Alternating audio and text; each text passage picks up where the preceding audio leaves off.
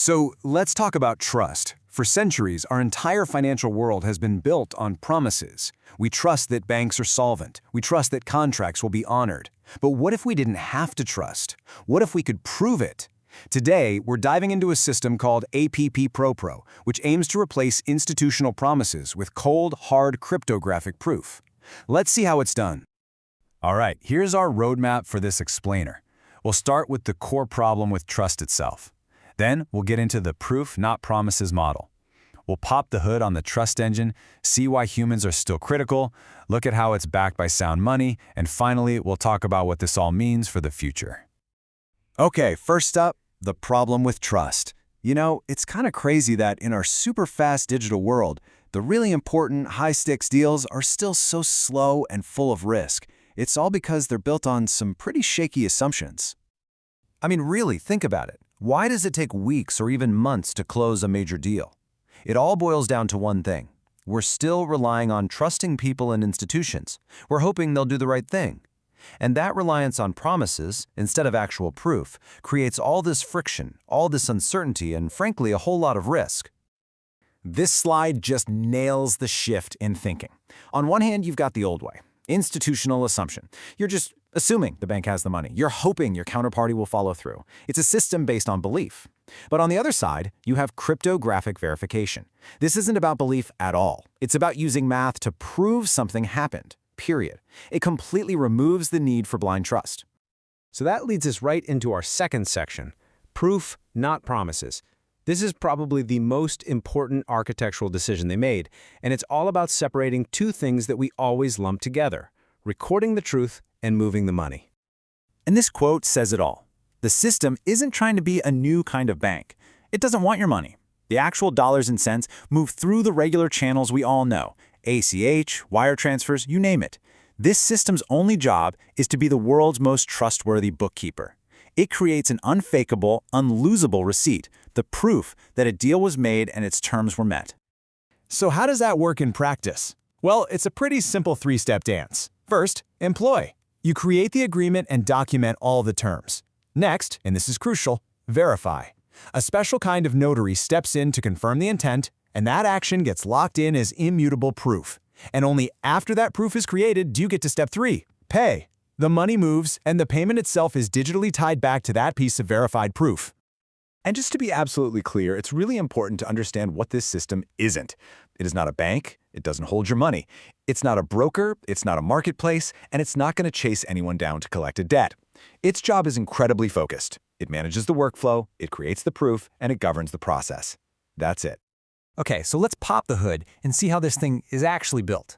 Welcome to Section 3, Anatomy of a Trust Engine. We're going to look at all the specialized pieces and see how they fit together. Wow, okay, there are a lot of moving parts here, but let's break it down.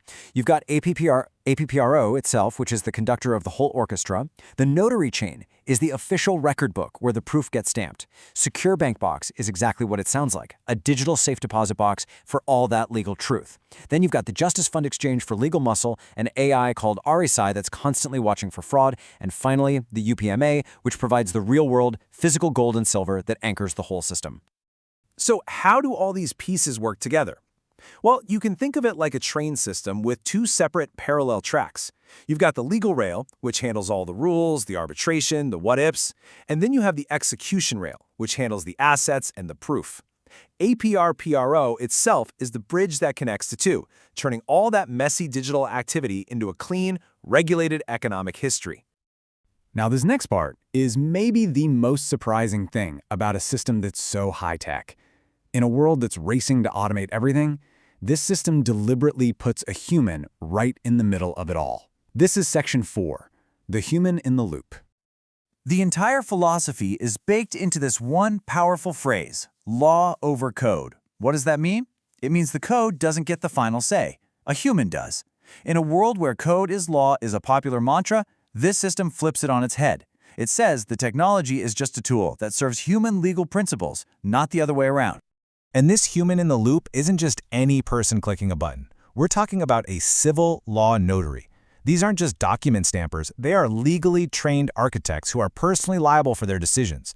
Their job is to verify the animus, the living human intent behind a transaction. Nothing gets funded, nothing moves forward until it passes through their gate. They are the system's conscience. So how does the tech back up these human decisions and prevent cheating? It uses something called UTXO logic. The easiest way to think about it is this. Instead of a bank account that just shows a balance, imagine a digital wallet full of individual dollar bills. You can't spend the exact same physical dollar bill twice. UTXO logic does the same thing for digital assets. It makes every claim a unique object that can only be spent once, which makes it impossible to promise the same collateral to two different people. Okay, so we have cryptographic proof, we have human oversight, but what's backing all of this up in the real world? That brings us to Section 5, anchored in sound money. This is where the digital proof gets tied to the stability of physical assets. This isn't just digital vaporware. It's grounded in three really solid pillars. First, the physical anchor, actual gold and silver, held in a vault by the United Precious Metals Association.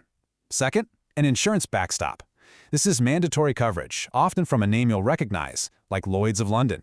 And third, a wild piece of tech that provides liquidity through something called atomic flash loans. Yeah, that last one is called, and this sounds like science fiction, I know, financial teleportation.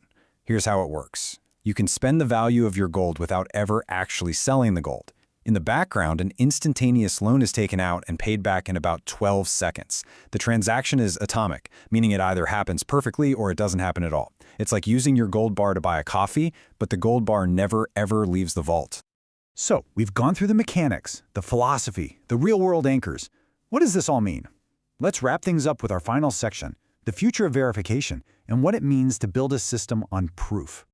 When you boil it all down, this is the ultimate goal. The system takes all of the chaotic, raw, messy digital activity of our economy and forges it into a clean, regulated, and provable economic history. It's about creating an undebatable record of what actually happened. So let's put it side by side one last time. The old way is slow, manual, and full of arguments and disputes. It's about trying to reconstruct what happened after the fact. The new way is about faster completion, giving regulators confidence, and enabling automatic payouts that are backed by undeniable proof. It's a huge shift from trying to piece together the past to simply documenting reality as it happens. And this is where I want to leave you. Even in a system that puts law over code, we are building a world where self-enforcing contracts and immutable ledgers become more and more common. And that forces us to ask a really big question. Who gets to decide when the law itself, the very rules we've coded into the system, is actually wrong? It's a question we're all going to have to answer. Thanks for watching.